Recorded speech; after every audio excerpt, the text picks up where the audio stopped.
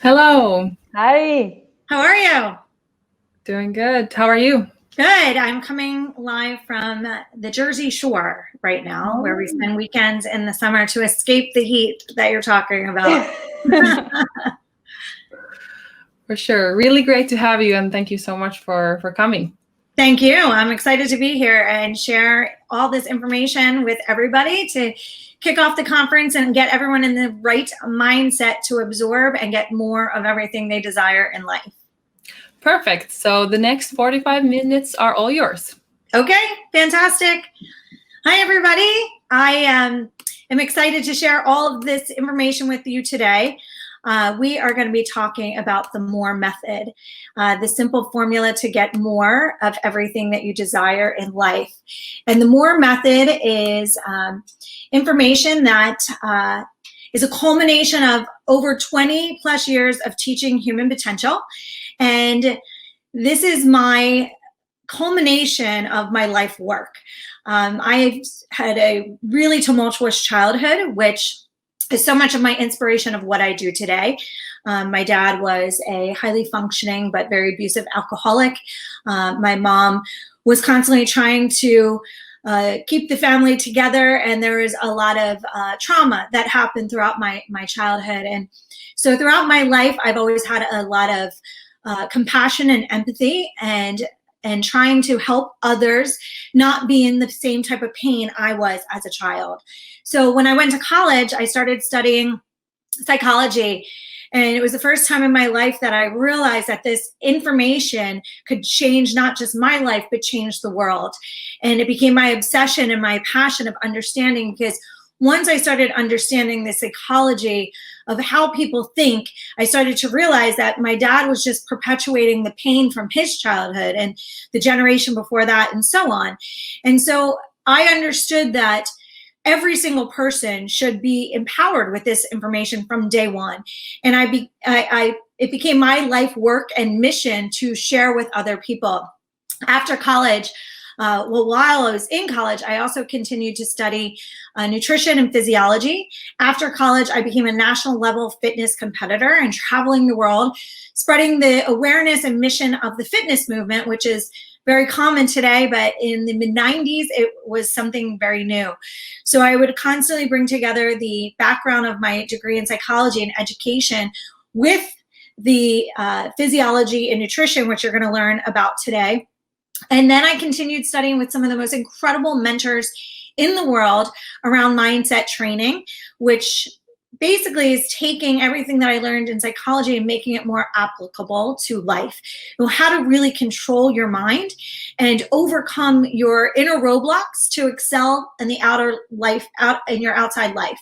And so I'm going to share a lot of that information with you today as well. How to basically master your life, so you master your mind, so you master your life. And when you learn this information, it's like becoming Yoda to your own life and a Jedi to everybody else's life. And it's really powerful in getting not only control of your life, but mastery of your life. So beyond that, I continued my education in learning quantum physics, metaphysics, and neuroscience, constantly seeking how do we become the most optimal versions of ourselves. And that's what the MORE method is. How do we take all of these different disciplines and become our most optimal version of ourselves? Because much like Gandhi would say, be the change you wish to see in the world. As we become more, as we become our best version self, everything that we desire in life becomes more as well. We become more successful, we become happier, we become healthier, we become more fulfilled. All the things that people constantly seek outside of themselves for begins with ourselves.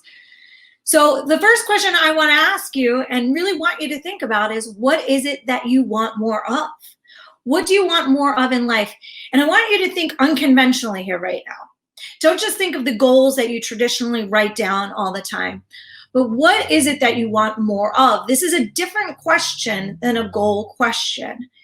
What is it that you want more of? So I just mentioned about my traumatic childhood. So one of the biggest goals in my adult life has always been inner peace. having peace, no drama, no chaos, keeping life calm. That is of high quality to me. That is a high achievement for me. That's the greatest achievement I have of all the things that I've done, is creating a life with much inner peace and harmony, calmness. So what is it for you that you desire to have more of? I know people always will say time and money. That's definitely on most people's list. But what else is it for you? And I want to pause just for a moment for you to put pen to paper and write down those things. There's something psychologically that happens. It's way more powerful than you just thinking about those things. But when you actually put your pen to the paper and write down 3 to 5 things that you want more of. Again, think unconventionally here and be honest with who you are and what you really value. A lot of times people will say more travel. People will say more time freedom, more financial freedom. Now, the reason I ask this question is because goal setting is something that's more from our place of our ego. Often we set these goals because we think they sound good, or we set goals because it's what our parents wanted us to do, or we set goals because it's what our boss wants from us, but they're not actually true to who we are. So throughout life, we're constantly working to these goals that aren't really authentic to who we are or what we truly desire. And this is where a lot of people will wake up in their 30s, 40s, and 50s and find that although they've accomplished a lot, they're still really unhappy. And that's, to me, one of the worst things for people, to live a life that while they're still achieving or doing things, moving towards goals, that they're still unfulfilled and happy. But it usually begins because they weren't actually honest with themselves as what they truly desire in life, what they want more of. There's 3 key reasons people usually don't get more of what they desire in life. The first one is clarity. This is why I asked you that question to begin with. They actually aren't even clear as to what it is they want more of. So they're working towards these goals that actually aren't even in alignment with what they truly desire. And so when you're doing that, you're constantly going to self-sabotage throughout your life. So getting clarity as to what people want more of is the first step to getting more of what you desire in life. The second reason people don't get more of what they desire in life is because when they were younger, they had these dreams or goals and they let themselves down at some point, or they didn't achieve the goal that they set out for. So they start to minimize their goals and diminish who they are because of it, because they're afraid to let themselves down again. But when we do that, we're going to let ourselves down throughout the rest of our lives because we've now minimized who we are. And we're never going to achieve big things if we don't believe in our ability and our capability to achieve those things. So you can't achieve big goals without setting big goals. You can't have big desires without allowing big desires for yourself. So the second reason people don't get more of what they desire in life is because they've minimized what they're searching for, not in a truthful way, but in a dishonest way that lacks self-confidence. And the third reason people don't get more of what they desire in life is not because they're not working towards it, not because they don't have goals, but because they just don't know what they don't know. What I mean by that is that understanding human behavior is one of the most important things to becoming successful. However, most people aren't taught this in school. I believe we all should be learning this when we very first start school, so that we can understand who we are, so we can accomplish more of what we desire in life. But people don't know what they don't know, meaning that one of the biggest things we're going to talk about today is that we often have beliefs that sabotage us from becoming successful. We don't even realize that we have these beliefs. These beliefs are usually programmed before we are 7 years of age. Did you know about 80% of your subconscious mind is programmed by the time you are 7 years of age? Crazy, right? So I'm going to break this down for you a little bit more. About 80% of your subconscious mind is programmed by the time you're 7. And then we have our conscious mind and subconscious mind. 80% of what we do every day is coming from our subconscious minds, and we don't even know. We can't even see into our subconscious mind because it's subconscious, unconscious, but it's running the show and we don't even realize it. And so if we could learn to understand how to really audit, extract, evaluate our conscious mind and our subconscious mind by understanding our beliefs, we can start to change our behaviors, because your beliefs are attached to your behaviors. And so what we're going to talk about today is really how to extract and understand those beliefs that hold us back. Because when I share with you the fact that about 80% of your subconscious mind was programmed by the time you were 7, we now need to start to understand who our programmers were. Our programmers by the age of 7 are usually our parents, our grandparents, our teachers, our community, our religion, what we're watching on television. And so what were those beliefs that were being programmed are going to affect every aspect of your life. The beliefs create habits, habits create outcomes. So we're going to dive into that a little bit more as we go along. But first, here is a foundation of all success. This formula right here, this framework, is something that I learned from my mindset trainers over 20 years ago that taught me how to replicate success over and over again. This formula right here is the foundation of all success. In order to be more successful, in order to get more of everything we desire in life, we must first envision what it is. Again, why I asked you, what do you want more of? Because if you're not clear as to what it is that you truly desire for your life, you will be running in aimless circles to try and get from where you are to where you want to go, but you really don't even know where you're going. It's like driving without a map on, or without having an app to tell you where to go. So you're just driving aimlessly around, and that is so many people in life. So getting really clear as to what it is that you desire, and then envision it every day. This is such a powerful strategy that is so simple, but most people never even know to use it. Did you know professional athletes use this strategy in order to become professional athletes and Olympic athletes? They envision it before they become it.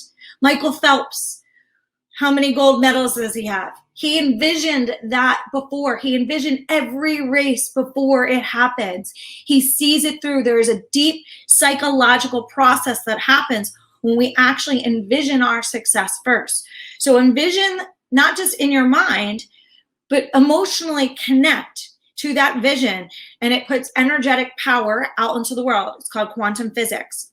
Something that's really powerful for you to look up is the observer theory.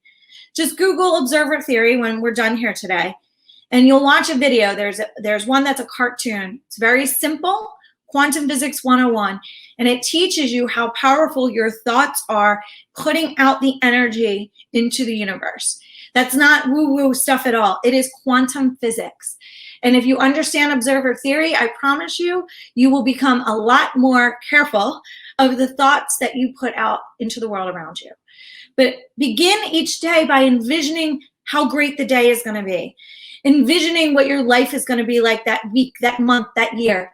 Envision it and emotionally connect to it. Daydreaming is actually a really powerful strategy, a really powerful thing that we can do every day. Luckily, when I was a kid, I did it all the time. I would actually get in trouble in school for daydreaming all the time. But so much of what I dreamt of my life to be as a child is exactly what it is today.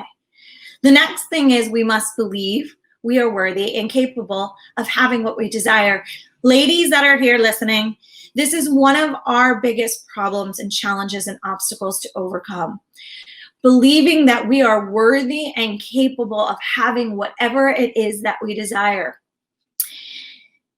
In 2006, when I was launching my Butler bag company, I recognized that women were creating less than 1% of the wealth in the United States of America. Less than 1% of the wealth. That was probably a global number as well, but I was analyzing the data in the United States. I thought it was crazy. How is that even possible that we're creating less than 1% of the wealth? That's not job caps at all. This is wealth creation. This is female entrepreneurs. And at that time, women were graduating equally from men from universities. And also, they were starting 2.5 to 1 businesses than men. So they're starting more businesses. Why is it that we're creating less than 1% of the wealth in the United States of America? So my psychology mind needed to figure this out. And what I realized is that women still had a lot of deep subconscious programming about becoming successful and what that meant. A lot of women thought, if I'm too successful, I'm not going to be a good parent. If I'm too successful, I'm not going to be a good partner, spouse. If I'm too successful, my friends aren't going to like me anymore. That's a real big one, by the way. Self-sabotage because our friends aren't going to like us is absolutely crazy, right? Because we're going to minimize who we are so that other people accept us. But that's a really big one. Another one is, if I'm too successful, people are going to think that I'm not nice. I'm going to have to change who I am and be mean. That's not true at all. We can be really successful and really kind and make incredible impact. So when I realized this, I set a goal for myself as I was launching the Butler Bag Company, that I was going to make it $1 million company in the first year of business, using the principles that I'm sharing with you today. That was a crazy thought process. It wasn't even logical. 2006, way before social media was what it is, and before technology and the technology platforms are what they are, in one of the most brand demanded industries in the world, handbag industry, where all of my competitors had deep pockets to spend on marketing. And here I am, never created a handbag company in my life, saying I'm going to make it $1 million in the first year of business. But I wanted to do it because I wanted to break this belief system about success and be a model for other women. And so when we set these goals, sometimes when we make them bigger than just us, it puts more power to them. And for me, I wanted my success not just to be for me, but for everybody else that I could impact along the way. And so just shy of 2 weeks of the first year, we hit 1 million in sales. So I thought to myself, well, that's amazing. That's amazing. I might as well just take that same formula and set a bigger goal for 10 million in the second year. And just 1 week shy of the second year, we hit 10 million in sales. Again, with the same formulas that I'm sharing with you right now. I had to envision what it is that I wanted. I had to envision what my life was going to be like on that journey every day. I had to believe that I was worthy and capable of achieving that goal. And I had to remove the beliefs and behaviors that were blocking me. I had to change beliefs that I had from my childhood programming. My dad was born very poor. He had what I call a scarcity mindset. He projected that scarcity mindset on us. There was always fighting around money. There was always this sense of there's not enough to go around. There was always this manipulation around money. My dad would make us squirm every time we asked for something that we needed, even if we needed it for school. So I had to do a lot of reprogramming in order to become successful. Again, something I'm going to share with you in just a little bit more down the presentation, so that you can understand how to change the beliefs that are blocking you from your success. And then I had to every day take intentional action to move closer to my goals. Every day I needed to be doing something that was getting me closer to what it was that I desired. And so that formula right there, envisioning what you want, believing you're worthy and capable of having it, removing the beliefs and behaviors that block you from getting closer to your success, and taking intentional action is a formula that can be used over and over and over again. To finish my story about wealth creation, by the way, 10 years later, 2016, women were still creating less than 3% of the wealth in the United States of America. Now, that was a 2% increase, but why? That's crazy when you actually think about it, because at that point, women were graduating more than men from universities, starting 3.5 to 1 businesses to men. Why was that still happening? Why this huge disparity? Logic doesn't align, but belief systems is the main reason why. And until we change our belief system of what we are worthy and capable of having, what's possible for us, and what success looks like, we will continue to have that disparity as a gender until it all changes. Now, the framework of the MORE method, building on that last formula, is something that's we're going to break down as we go through this, but this again also is something that you can use over and over and over again. Success is like taking off in a hot air balloon. When you decide, I want to get to the next level, I want to keep growing, keep evolving, keep becoming my best version self. Think about when you take off in a hot air balloon, you're on the ground and you have all these sandbags holding the hot air balloon down. In order to get off the ground, you have to take out some of the some of the sandbags. The sandbags are symbolic of your stuff. Get rid of your stuff, meaning the beliefs and behaviors that block you.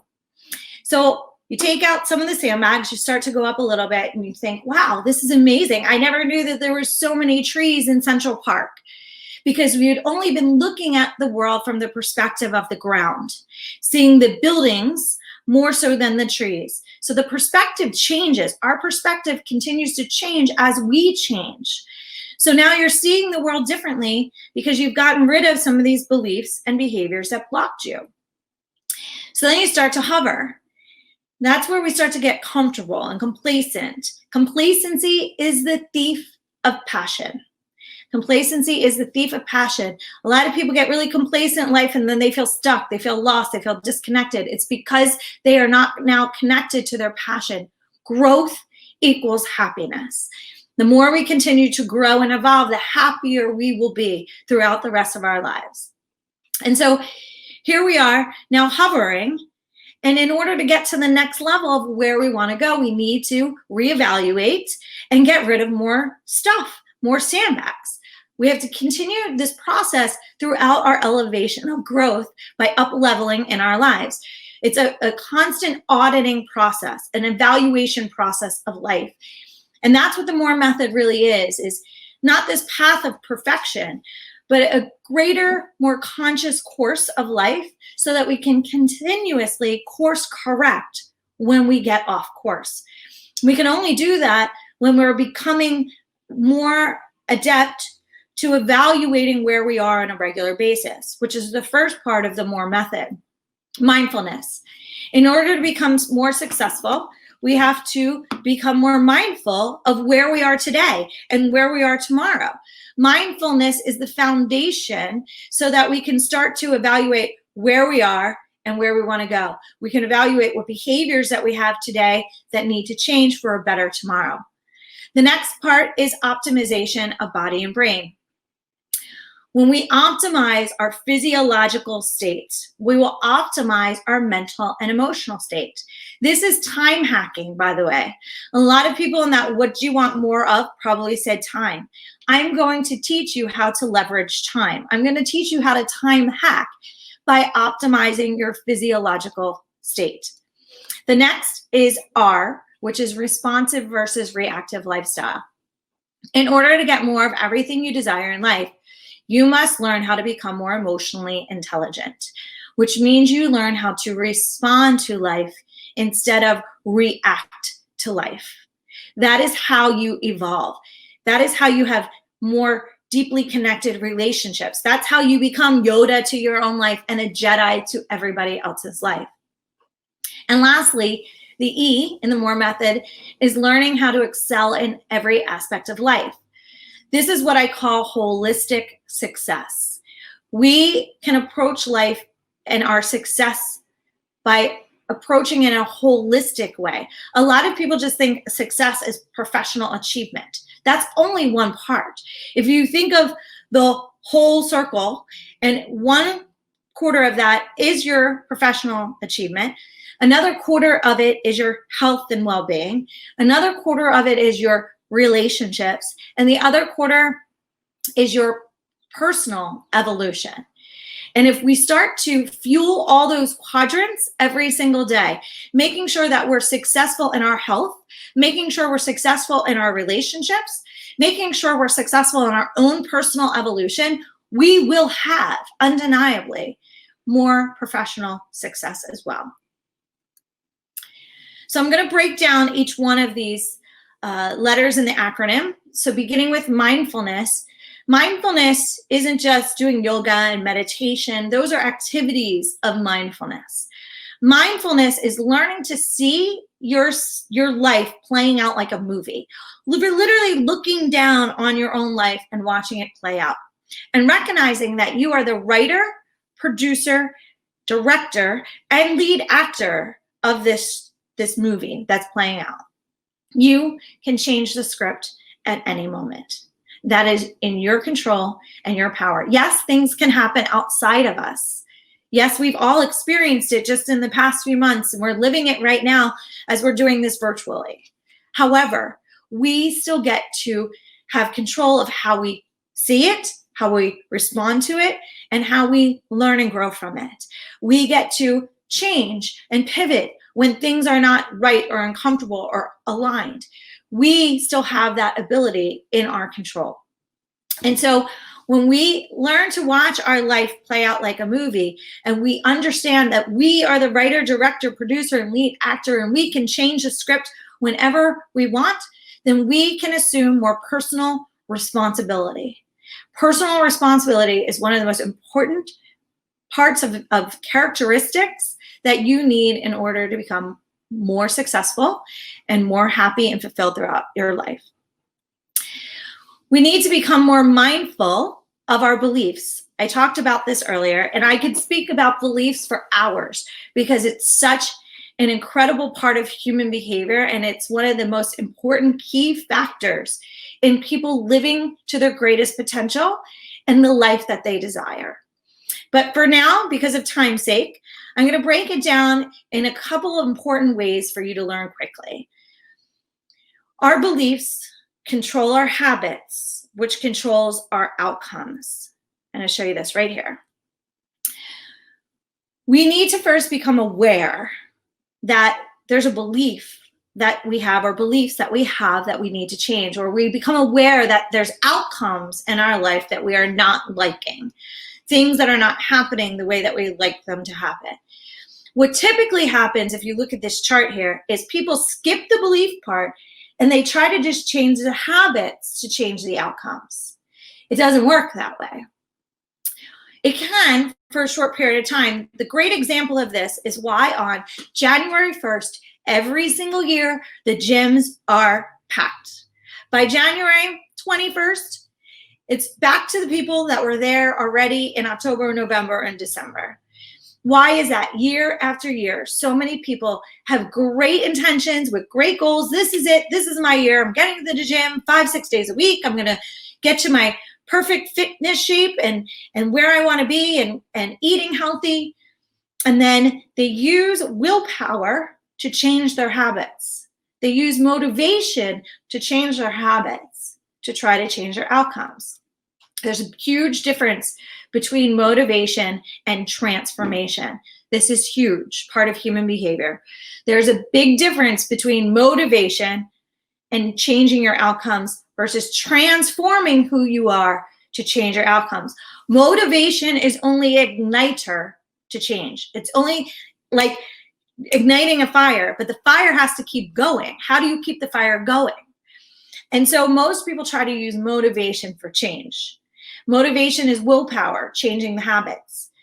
Eventually, we will always default back to our old self unless you transform who you are. You can only transform who you are by changing your beliefs first. So, for example, in this gym example, if I hate exercise, I think exercise is torturous, it's painful, I just can't stand doing it, and I think eating healthy is completely depriving, it's punishment, it's terrible, then I am using forceful change in behavior. I'm using willpower in order to get to the gym every day and eat healthy. Eventually, I'm going to go back to my old self. However, if I change my beliefs around exercise and eating healthy, my habits then begin to start to align to my new belief. And then I transform who I am to have sustainable change to my outcomes. So if I change my beliefs around Exercise too. I love exercise. I love how working out makes me feel. I love the energy that it gives me. I love the productivity that I get on the days that I work out. I'm so much more productive, and I really value being productive. And I love eating healthy because it makes me more energized and mentally clear and in a better mood. And I love energy and being in a good mood. So I changed my belief around diet and exercise. And I focused on a greater value of my change behavior. Notice I said, I love being productive. I value being productive. I value energy and mental clarity. So we don't just change our beliefs, we attach a new value, a new greater value of the change behavior than the old behavior. So this is a process you can use over and over and over again. How do we begin figuring out what beliefs are sabotaging us? Well, you begin by looking at whatever outcomes you have in your life right now that you do not like, that you are not proud of, that you are not happy about, that you would like to improve. Think about this for a moment. I'm going to pause so you can write this down. What outcomes do you have in your life right now that you don't like? Outcomes around your professional achievement, around money, around success. How about your outcomes around relationships? All different types of relationships. Are your relationships in harmony? Or are your relationships constantly in the state of drama, toxic, falling apart? How about your health? Is it optimal? Or could you make improvements? And if you can make improvements, what are the beliefs that you have that you need to change? Think about all aspects of your life, what outcomes you have right now that you don't like, and write them down. And then after this, use this process that I'm teaching you right now. Identify the outcome and then start to evaluate, what beliefs do I have that are holding me back? What are the beliefs that I have around money or success? What are the beliefs that I have around my professional achievement and climbing the ladder to where I want to go? Start to evaluate those beliefs. And remember, a lot of the beliefs aren't necessarily your beliefs. They're beliefs that were programmed in you when you were a child as well. And we start to extract those, evaluate and extract those. Now, here's the next step of the process. Once you identify the beliefs that you have that are holding you back, you flip the belief to create a new belief, just like I did with the gym example. One of the biggest beliefs that I had that was holding me back from greater success was I had a tremendous fear of failure because I believed if I failed, I was a failure. The reason I believe this is because my dad was in the military, and the saying, the belief that we can't fail, failure's not an option, was constantly said in my home. Failure is not an option. Well, guess what? I understand that on a battlefield. But if you teach a child with good self-preservation skills that failure is not an option, that child is only going to do what they're good at, which is what I did. Only what I was good at, only what was natural for me, which means I wasn't trying things that I potentially could fail at, which means that you're not hitting your potential, because we have to be uncomfortable in order to grow. But I was so afraid that if I failed at something, I was a failure and I would get in trouble. So when I recognized this belief that I had that was holding me back tremendously from living my life at a greater capacity and my potential, I had to flip the belief. So my new belief was, I have more fear of regret than failure.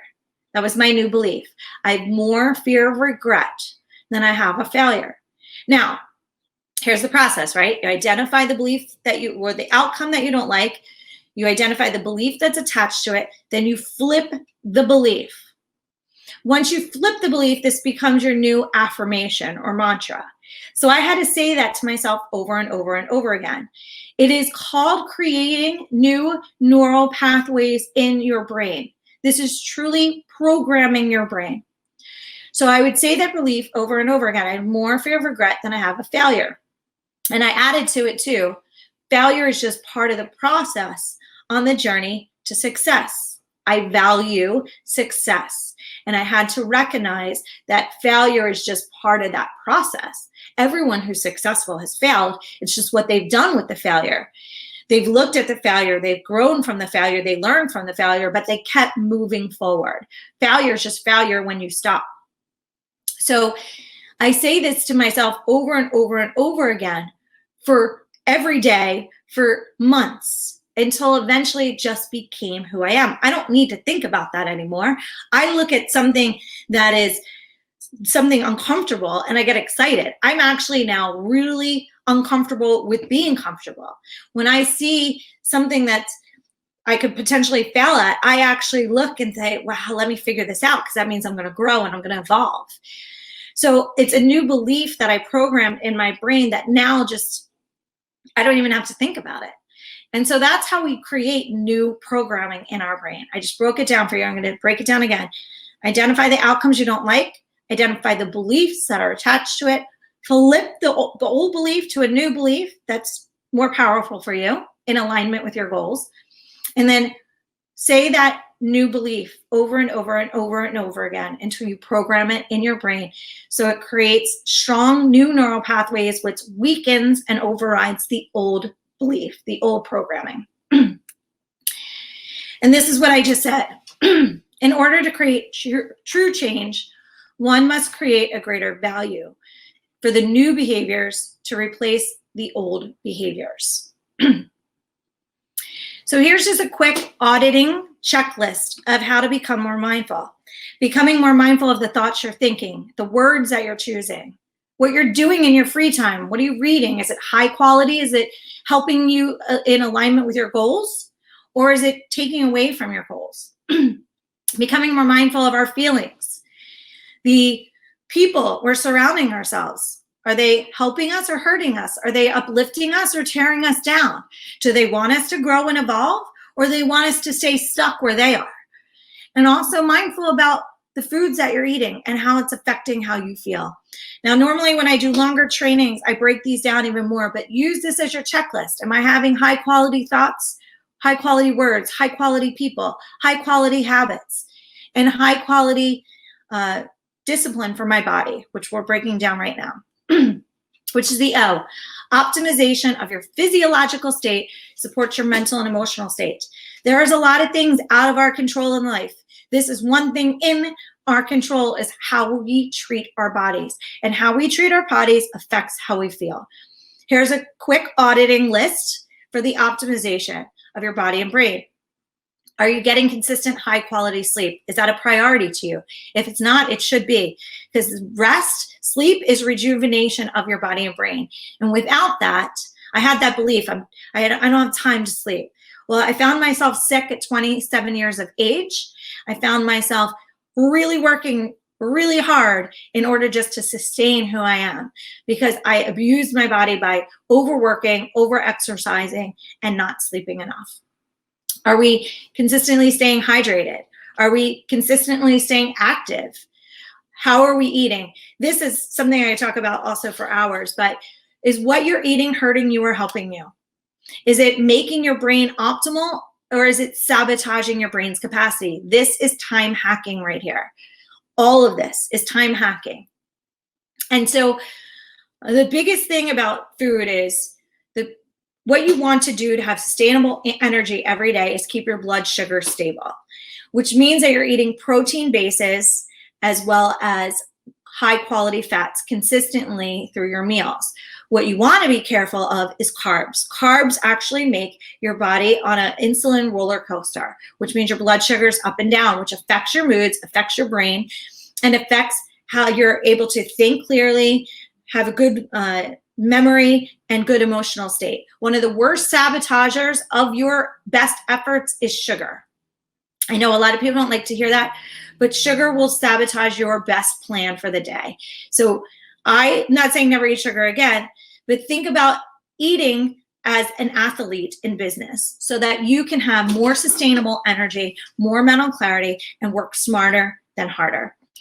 The other ones in the other column, also very important. Why massage and reflexology is there is basically we need a detox strategy as well. So even if we're eating healthy, there's still chemicals and external environmental toxins that will constantly build up in our bodies. So we don't just think about what we're putting in, we also have to think about how are we constantly detoxing the toxins in our bodies. The next is responsive versus reactive life.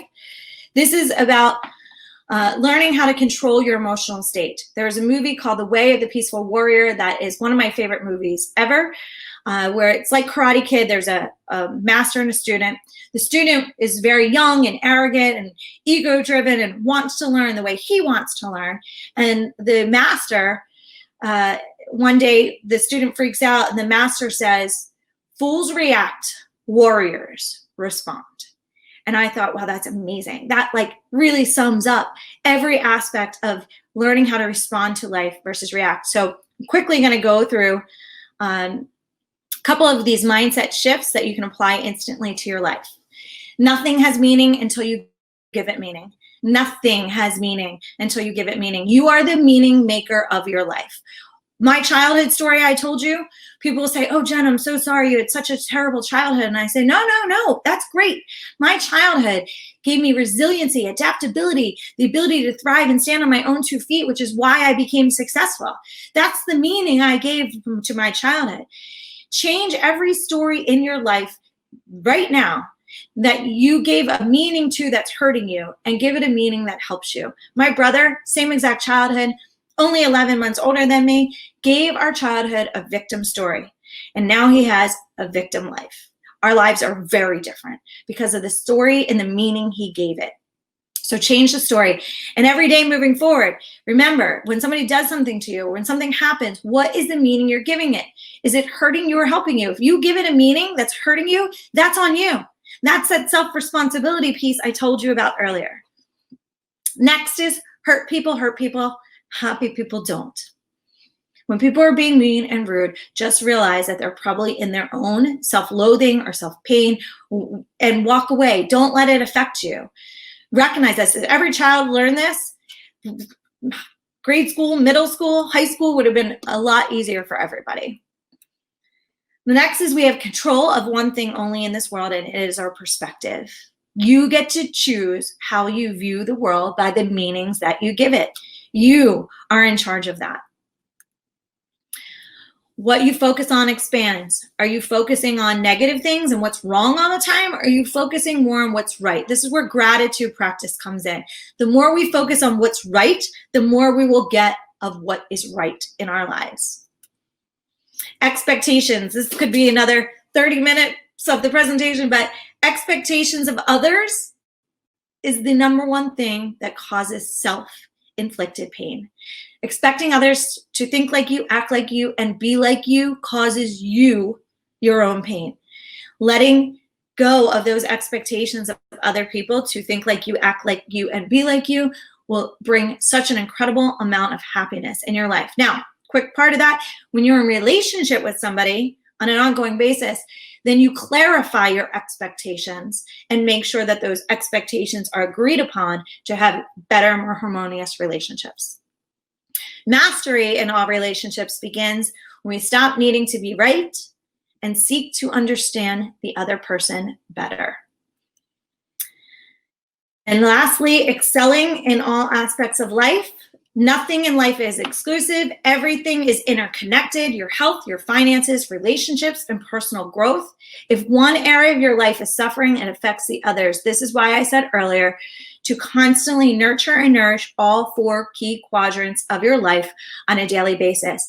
I cannot tell you how many people I see in their midlife crisis because they focused on only their professional achievement. They ignored their health, they ignored their relationships, and they ignored their self-growth and really being connected to who they are and what makes them happy and feeling fulfilled. And they find themselves in midlife very unhappy, very unfulfilled, even though they might be really successful. Their relationships are falling apart. They might be going through a divorce. Their kids are going off to college. They don't even know who they are because they were so focused on only one core quadrant of their life. And once that wheel falls off the bus, all the other wheels start to fall off the bus too. Lastly, I said this earlier, growth equals happiness. And here's how to stay connected with me. The More Method is now available, the book, The More Method, on Amazon. But I post a lot about these types of topics of human behavior on Facebook, on Instagram, Twitter, LinkedIn, and YouTube. But if you want to keep learning, I always will share this kind of information for everybody to continue evolving who they are and up-leveling their potential.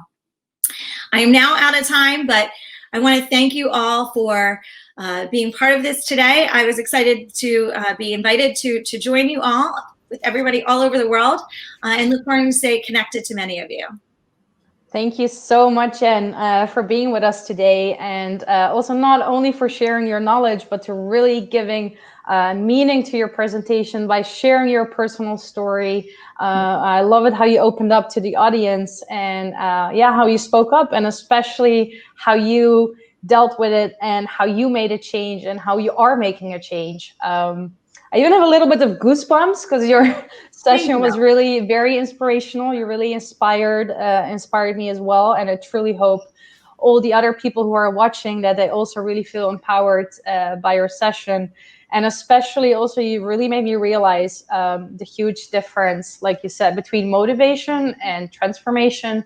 And yeah, so thank you so much for being with us, for giving your presentation. Thank you. And I'm glad that it made an impact. I'm glad that you feel like you've definitely benefited from it, and I hope everybody else does too. Yeah.